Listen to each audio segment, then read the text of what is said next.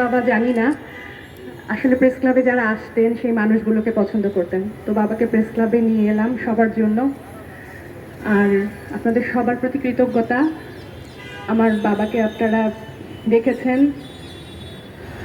আমি সন্তান হিসেবে বলবো না, আমার বাবা ভালো মানুষ ছিলেন, এটা আমার মনে হয় সবাই আপনারা একমত হবেন। আমার বাবার জন্য প্রার্থনা করবেন আর আমার বাবাকে আপনারা মনে রাখবেন, এটাই অনুরোধ। আর আপনাদের সবার প্রতি কৃতজ্ঞতা।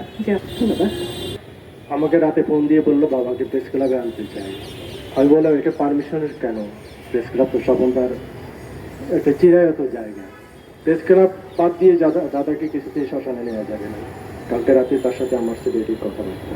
এখন কথা বলবেন সহকর্মীকে শ্রদ্ধা জানিয়ে জাতীয় প্রেস ক্লাবের সভাপতি কবি হাসান হাফিজ।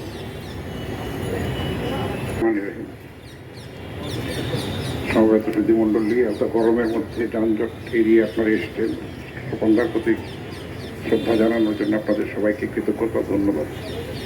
স্বপনদা অত্যন্ত সংস্কৃতি মানুষ ছিলেন। দৈনিক জনকণ্ঠের দীর্ঘদিন আমার কলিগ ছিলেন। কোথাও কিছু আজকালে তার শরণাপন্ন হতাম, জিজ্ঞেস করতাম। তারপরে জনকণ্ঠ থেকে বিচ্ছিন্ন হওয়ার পরেও প্রেস ক্লাবে নিয়মিত দেখা হতো। প্রেস ক্লাব অন্তঃপ্রাণ মানুষ ছিলেন, স্বল্পবাক মানুষটি অত্যন্ত সংস্কৃতিবান মানুষ ছিলেন।